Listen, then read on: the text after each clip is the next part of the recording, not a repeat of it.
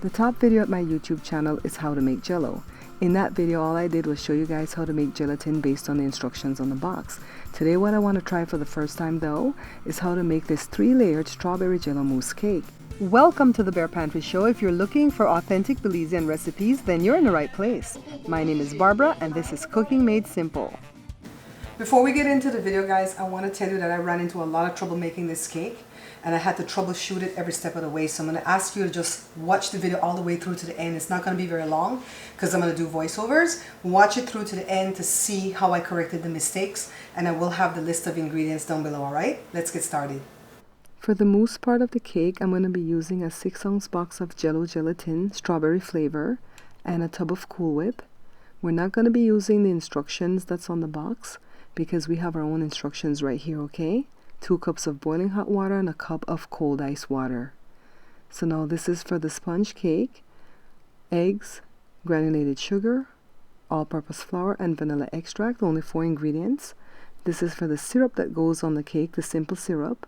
I have here some granulated sugar, some lemon juice, and some warm water. And then this is for the topping of the cake: another box of strawberry gelatin. This time it's not Jell-o brand because the store didn't have the Jell-o brand in this size, so I'm using store brand. And some fresh strawberries. And we have a different set of instructions here on how to make this topping with the Jell-o, okay? Alright, so we have to begin first of all by making the mousse, well, the Jell-o for the mousse. So 2 cups of boiling hot water. Let me go ahead and get my big glass bowl here. I got this at Walmart. Some of you guys asked me where I got this. I got it at Walmart, okay? Let me add the boiling hot water. This is the first thing that we have to do when making this cake because we're supposed to set this aside on the countertop, not in the fridge, so that it can start setting and looking like a syrup. So let me make sure it's well dissolved before I add the ice cold water. And then, like the instructions say, I'm going to go ahead and set this aside. Okay, and I'm also going to set the Cool Whip aside with it because the Cool Whip is still thawing out. Now let's take care of the sponge cake. Let me move some stuff out my way. And then crack my 4 eggs into this bowl. Okay, the last one. Notice this cake doesn't use any kind of baking powder or baking soda. And that's because the eggs are supposed to do the trick, alright? So first I'm going to beat these eggs on high for 1 minute. And I'm timing it, alright? And then now I'm going to start adding the sugar a little bit at a time while I continue to beat the eggs for an additional 5 minutes, okay? Time it.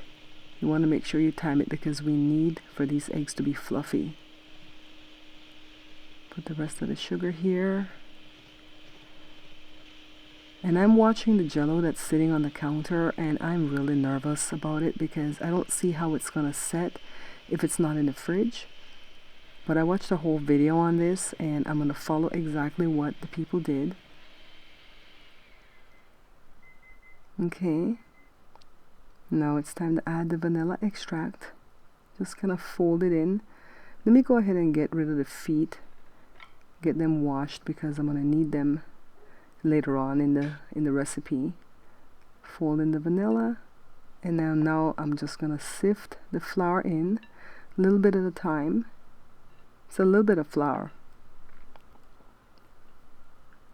I want to take my time with it because I don't want to knock down any of the volume that I have from my beautiful fluffy eggs. All right, fold, sift some more flour in, and then fold. Looking good, right? Make sure you check the bottom for any dry spots. Now my 9x13 dish is lined on the bottom with a piece of parchment paper, but I don't have it greased on the sides. The oven is up to temperature at 350 degrees Fahrenheit. Let me go ahead and clean off my folding spatula because it's not doing a great job with cleaning out the bowl. Set that aside and get a different spatula, get the rest of my batter. So it took about 10 minutes to assemble this cake, and now it has to bake for 20 minutes, okay? At 350 degrees Fahrenheit. Let me set the timer. 20 minutes later, let's take a look. Yeah, that looks pretty good. So let me go ahead and shut off the timer. And then check it with a toothpick. And then onto the wire cooling rack. And I don't let it sit here for any time at all before I start to just release it from the sides. And then I'm going to go ahead and invert it onto this thing. Mistake number one, guys, I should have greased my wire cooling rack. So make sure that you grease your wire cooling rack, alright? Dump it out. And then take off the parchment. And I must admit that this came off pretty easy. Okay, let it sit here and cool down. Set it aside. Now let's take care of the simple syrup, warm water, the granulated sugar, and the lemon juice. Don't forget that the instructions, well, not the instructions, the ingredients is down below, okay? And then let me set this aside and take a look at that Jell-o. Yeah, it's still liquid, guys. So in the video, the lady said if it's still liquid, go ahead and set it in the fridge for 10 minutes. So I'm going to go ahead and set it with the Cool Whip because the Cool Whip is thawing out.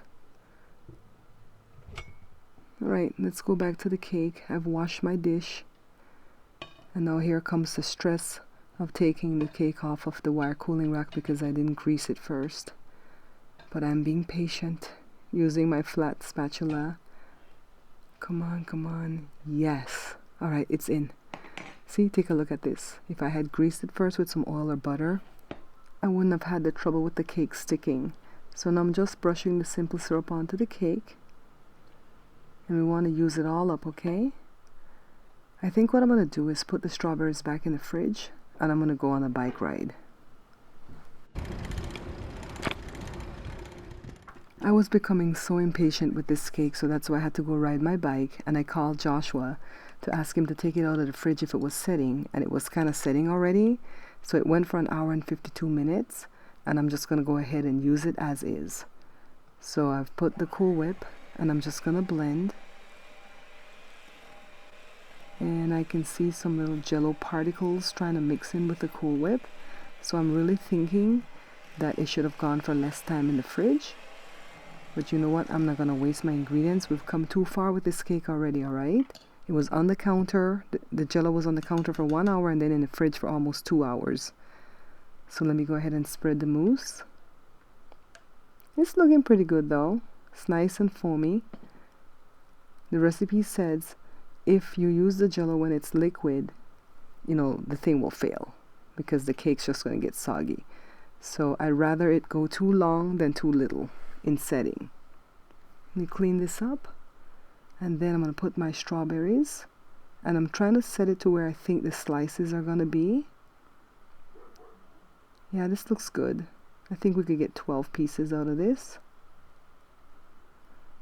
And then into the fridge, this will go for 1 hour. I'm going to set the timer. And I want to do something. I'm going to use a box of Jell-o that I had on hand and test to see how long it'll take for the Jell-o to become like syrup, okay? So 2 cups of boiling water. I'm using blue this time so we don't confuse things. This is just a test that I'm doing while I'm waiting for the hour for the cake to set. Dissolve this. And to this, I'm going to add 1 cup of ice cold water. And then I'm going to set it in the fridge and try to pay attention to it with everything else I'm doing because I'm getting ready to do a mukbang. It's 1 o'clock right now. Set it in the fridge. Check on it 1 hour later. It's still liquidy. And then here it's 1 hour and 45 minutes. And I think I went too far. So I think we need 1 hour and 30 minutes for the Jell-o to set in the fridge. So this is the instruction for the topping. 1 cup of boiling water. And I'm going to use a 3-ounce box of the gelatin. So you see the theme, right? Both boxes were strawberry. Put this in here. Stir it until it's all dissolved. And then to this, I'm going to add only half a cup of ice cold water. My cake is still in the fridge. I still have a few more minutes to go before the hour's up.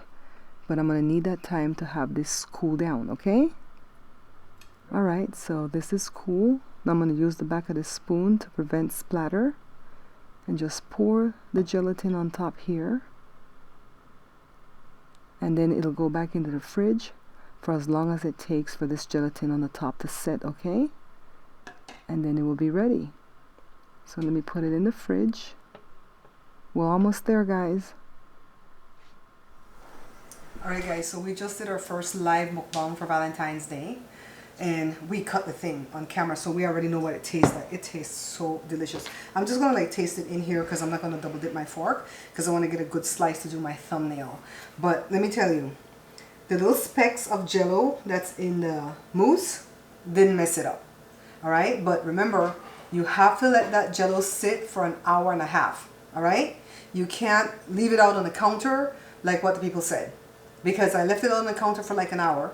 And then I put it in the fridge for an hour, and then I went to go take a ride, come back, that was an hour. So that's 3 hours. 2 hours in the fridge, 1 hour on the counter. And that's how it almost was overset. Okay, so hour and a half in the fridge while the cake is being mixed up and baked and all that stuff. This stuff is going to be ready for you, okay? So I don't like when people do recipes and they lie. Cause that, to me, that's a lie. Because you know that thing did not set on the countertop like that, you know? So let's taste again on camera.